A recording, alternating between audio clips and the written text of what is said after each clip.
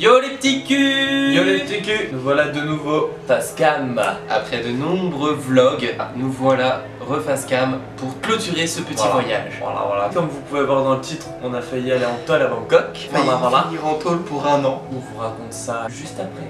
Ciao!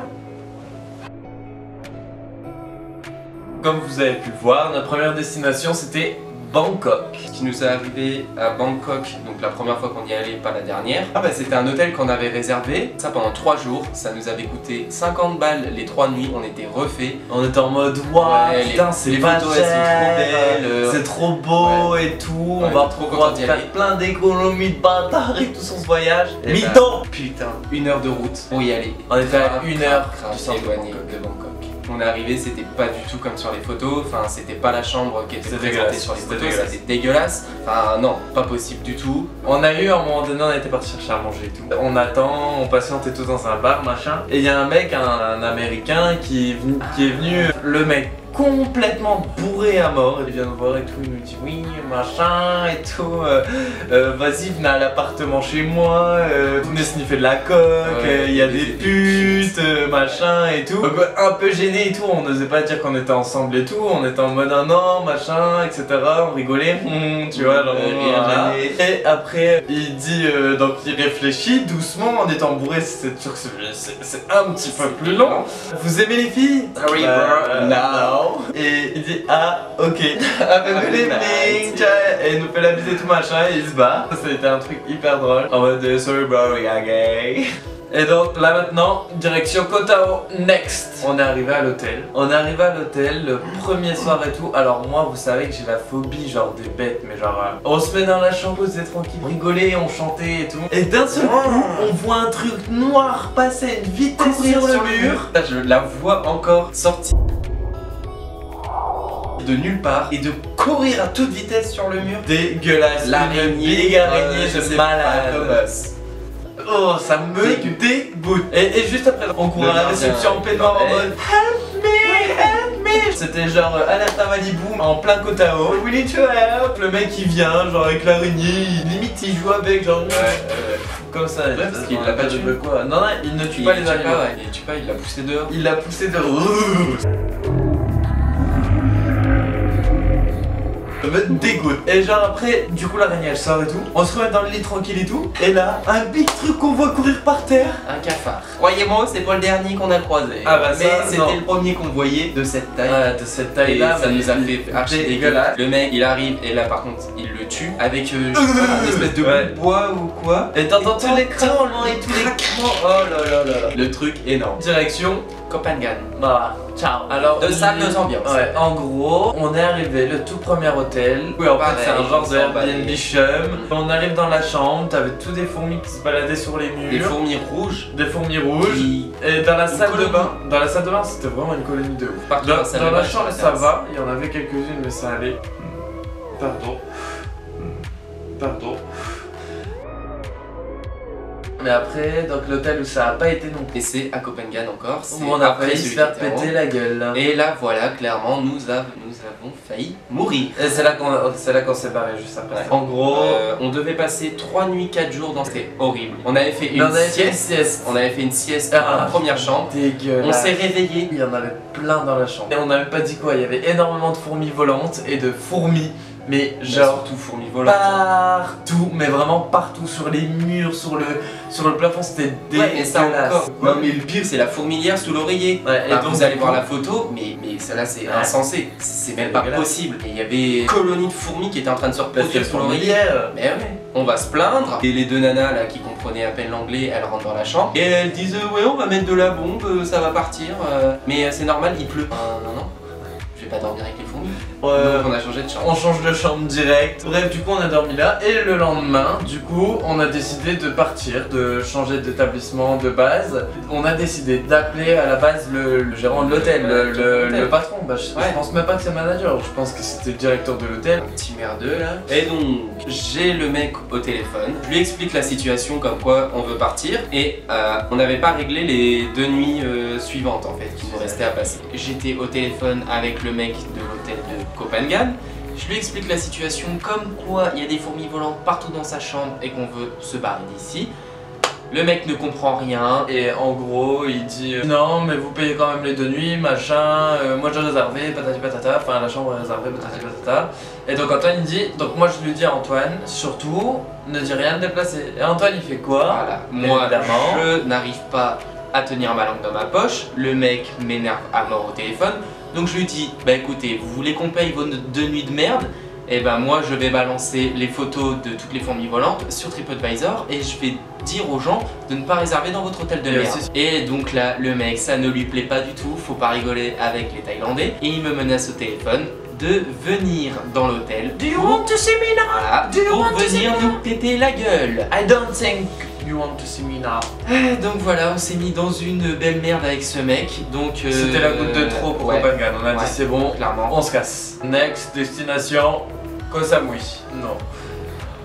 Putain, tu me dégoûtes!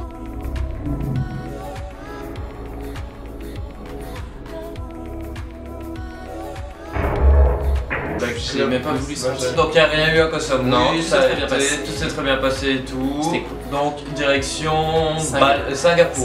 Singapour. L'endroit aussi où on n'aurait jamais dû rester aussi longtemps. Ouais, mais en soi il nous est rien arrivé. Non. Il nous est rien arrivé à part que c'était très cher. Des problèmes de maladie. Voilà. Et oui. Antoine, on est allé en auberge de jeunesse une fois, sauf qu'Antoine ça ne va pas du tout en auberge de jeunesse, il a été malade genre tout pendant 2 jours, il a gerbé sa race, mais gerbé. Malade. Du matin au soir. Ah, j'étais au bout du rouleau. Ouais, et ensuite ça a enchaîné sur toi. Et ensuite ça a enchaîné sur moi, où j'ai commencé à avoir des problèmes au niveau des poumons, où on a pensé que c'était un problème cardiaque au niveau du cœur, parce qu'on avait contacté à la base un médecin qui nous a dit bah faut y aller directement aux urgences, machin c'est grave et tout. En donc expliquant tes symptômes, moi il pensait que c'était grave et qu'il fallait aller aux urgences. Du coup on a suivi notre race de ouf, on est allé à la clinique et bon ça va, heureusement c'était qu'une inflammation pulmonaire à Singapour où j'ai chanté dans la voiture, on rentre dans un taxi et tout, il y avait de la musique et tout, mais moi j'adore chanter. Et donc du coup je commence à chanter et tout avec la musique machin, le mec il fait quoi? Genre il prend et il change la musique, il change la radio. Et je crois il a éteint la radio. Il a éteint la radio. Il a éteint, genre en mode ferme ta gueule. Putain ce jour on était derrière en mode mais what the fuck il veut quoi. Et donc après direction Balouche. Balouche. Il nous est arrivé quelques petites merdes. Moi je suis retombé malade à Bali. Quelques jours après être arrivé à Bali, je fais quoi moi? Comme un con, bah je bois l'eau du robinet parce qu'on avait plus de bouteilles d'eau. Je bois genre 2-3 gorgées, bain du monde. Pendant 3 jours, j'ai eu une diarrhée. Mais mon pote, les chiottes, c'était mon best friend. Et mais il était au bout de sa life, genre t'as l'impression que crampe d'estomac, température et chiasse de ouf, horrible. Après en hôtel, alors on a réservé des hôtels. Déjà moi, les dernières nuits, je me suis bourré de dates. On avait pris un bel hôtel et tout. C'était les réservations du 16 au 18 et on partait le 18. Au final, dans la précipitation, j'ai réservé l'hôtel du 18 au 20. Donc quand on n'est plus là. Donc voilà, donc du coup on a loupé l'hôtel et il a fallu qu'on prenne du coup un autre hôtel. Mais vu que le budget était déjà saqué pour les nuits, on a pris un hôtel de merde. On a pris un hôtel qu'on pensait pas de merde. Non, qu'on pensait pas de merde. Mais avec un budget restreint. Avec un budget restreint. Comment vous dire qu'on arrive dans l'hôtel? L'hôtel c'était n'importe quoi. What the fuck? C'est que du décor ma gueule. En gros, on arrive dans l'hôtel, le mec il y en avait un, il était sur son tel en train de jouer.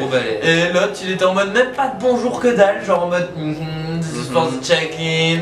Bah ouais, la chambre en soi elle était pas dégueu quand tu la regardais comme ça. Non mais déjà il y avait pas de moustiquaire. Genre il y avait une dizaine de moustiques qui volaient au-dessus des bagages, mais on avait plus de spray anti-moustique, rien que dalle. Et après on se pose et tout sur le lit. Bon on dit bah ce qu'on va faire c'est qu'on va aller acheter du produit anti-moustique, voilà on va rester là pour les tuer et ça ira. Mais non, je lève ma tête, je regarde comme ça et je dis putain tu veux dormir avec un lézard? Un big lézard Saras dans la chambre. Pas le petit gecko que tu vois partout. Le big lézard, le big truc dans ta chambre quoi. Oh my gosh. On appelle le mec, il arrive dans la chambre et je lui dis il y a un lézard là. Il me dit ah bah oui je l'enlèverai demain. Gros on va pas dormir avec un lézard, enfin normal on a pas envie de se réveiller avec un lézard sur la gueule. Le mec vient avec son balai et il fait genre ça, hop, le lézard il pseudo-part. Il cache sa tête en gros. 10 secondes après, il était relâché. Le lézard est relâché. Donc encore un autre hôtel de perdu. Après, donc, arrivé au jour du départ, le taxi d'ici, on lui dit écoute, demain matin on a notre avion à 8h, on doit être à l'aéroport à 7h, donc il faut absolument être là, faut que tu viennes à 5h30 du matin. Elle dit oui c'est mieux de venir à 5h30 du matin, machin et tout. Pas de problème, je serai là. Je serai là. Putain, on se réveille à 5h, ok, 5h30 on descend. On envoie un message, elle répond pas. 5h30, ouais, 5h45, 6h, Elle répondait toujours pas là, message. elle répondait pas au message. 6h15, wesh, et là elle répond au message à 6h15, en sachant qu'on devait être avant 7h à l'aéroport. Il y avait 30 minutes à la base de route jusque l'aéroport. Horrible, horrible. Le gros stress qui monte de ouf. Elle arrive à 6h30, on arrive à l'aéroport à 6h50. On a couru 52, putain, tu sors les valises du coffre, tu traces ta mère. Du coup, on prend l'avion, on arrive à Bangkok. Arrive à Bangkok, on a réservé un Airbnb. Donc là, on arrive à la fameuse histoire de l'emprisonnement. On réserve un Airbnb et tout qui a l'air trop beau. Et à la base, on restait 10 jours. On voulait rester 10 jours dans le Airbnb parce que voilà, on n'avait plus envie de bouger d'hôtel en hôtel et tout. On avait envie de se poser, donc on avait réservé d'abord 2 nuits dans ce Airbnb pour être sûr qu'il était bien, pour ensuite réserver le reste du séjour. Au final, donc on arrive au Airbnb. C'est un grand bâtiment et c'est une résidence luxueuse, mais l'appartement il était vraiment pas cher, c'est-à-dire qu'il était à une quarantaine d'euros la nuit, donc c'était franchement une aubaine pour avoir un beau truc. On arrive dans l'établissement, donc on patiente en attendant que la meuf de Airbnb elle arrive, et là on a la réceptionniste qui vient et qui nous demande vous faites quoi et tout, qu'est-ce que vous attendez. Déjà le Airbnb nous avait dit de base ne prévenez pas, la réceptionniste elle vient, elle nous pose mais la blinde de questions de ouf. Pourquoi vous êtes là, est-ce que c'est pour un Airbnb, dites-le moi. Et là elle nous pose quoi? Elle nous pose une affiche avec marqué pour les voyageurs. Donc si t'es voyageur et que tu vas dans un Airbnb en Thaïlande, tu risques 1 an d'emprisonnement. Selon la loi thaïlandaise, tout Voilà. voyageur risque 1 an d'emprisonnement Et une amende de je sais plus combien. 20 000 bahts d'amende, donc ça fait 600 euros. Mais 1 an d'emprisonnement À mort. Et donc du coup elle commence à nous dire ouais, est-ce que vous pouvez remplir le formulaire? Nom, prénom, passeport, etc. J'ai besoin de vos passeports pour faire une photo, c'est quoi votre identité, machin et tout. Enfin, donnez-moi votre confirmation de réservation, etc. Donc on a commencé à stresser et Bah, tout. de ouf, elle nous parle. Parce qu'après, du coup, c'est pas la réceptionniste qui est venue elle-même. Après, la réceptionniste, elle a été chercher. Elle, la manager de l'hôtel. Et la manager de l'hôtel, elle est venue. Et là, elle nous a dit bah voilà, écoutez, il faudrait que vous nous aidiez. Du coup, vous n'aurez rien. Et Vous faut nous aidiez. coopérer. Faut coopérer. Donc, vous nous donnez la confirmation de réservation. On Ouais. prend pas vos passeports ni rien. On a juste besoin de prendre la photo de la réservation. Ouais. Vous voulez l'annonce Airbnb pour avoir le nom de la personne qui fait ça et voir la Sauf que chambre nous on avait allouée. rien. Et entre deux, la propriétaire de l'appartement chez qui on avait loué le Airbnb nous a envoyé du personnel Qui est censé accueillir les Airbnb à sa place. Donc en gros la meuf qui prend tous les risques pour elle. Sauf que nous du coup on était hyper mal. T'avais d'un côté la meuf qui surveillait ce qu'on disait à l'autre meuf, qui écoutait un petit peu ce qu'on disait, si on disait que c'était Airbnb ou pas. Et de l'autre côté t'avais la manager qui nous posait plein de questions par rapport à la meuf qui était là et par rapport au Airbnb. Elle nous demandait ne le savait numéro de la plus chambre quoi et faire. tout là, putain mais on était le cul entre deux chaises, la prison d'un côté. Et là, il y a moi et la mafia. C'était genre abusé. J'ai cru que les flics allaient venir. Non mais on a commencé à vraiment suer hein. Et la meuf du coup elle est Airbnb, elle nous envoie un message en mode oui, vous pouvez passer le séjour à l'appartement, j'ai dépensé plusieurs millions, 5-6 millions pour ces appartements, Je peux faire venir qui je veux dedans. je peux la le faire louer si réceptionniste, je on s'en bat veux. les couilles. En gros, allez-y, mon personnel vous suivra, vous protégera, machin et tout. Mais non meuf, mais t'as on cru était en mode mais what the Attends, fuck, mais qu'est-ce que N'importe quoi. c'est? La meuf elle a cru que après que la réceptionniste nous ait dit que c'était illégal, on va quand même rentrer dans le Airbnb. Demain on va se balader dans les couloirs, on va la voir, elle va nous dire ouais, pourquoi vous êtes là, je vous ai dit que c'était illégal, ouais j'appelle les flics, n'importe C'était quoi. vraiment trop mal. Ouais. Du coup on savait plus quoi faire. On est resté au moins genre 1 heure assis Ouais. avec la manager. On était en train de parler et donc du coup on a fini notre fils de pute, mais on était Bah, on a obligé. balancé. On a balancé. Enfin clairement on voulait pas aller en Ouais. prison. Enfin quand t'es sous la menace d'être 1 an en prison, crois-moi que tu prends des risques limite avec la mafia pour balancer quelqu'un. Donc on a montré, elle a pris en photo tout ça. Donc elle a plus demandé nos passeports, elle a pas demandé nos identités non plus. Du coup voilà, avec toutes ces galères qu'on a pu avoir, eh ben, on a décidé de raccourcir le séjour. J'ai oublié aussi de vous raconter, c'est qu'à Koh Samui, quand j'étais malade, j'ai chopé genre une angine, un rhume, la merde d'hiver à la base en France, et je l'ai chopé genre sous 42 degrés à Koh Samui. Ouais, bon, c'est là que J'étais vraiment au bout du rouleau, j'étais vraiment malade de ouf, donc on décide d'aller Fiette. voir le pharmacien. On arrive à la pharmacie. Le mec, ouais, genre on arrive en mode ouais je suis pas bien, machin et tout. Il nous coupe, il dit wait. Comme ça, mais vraiment il dit wait.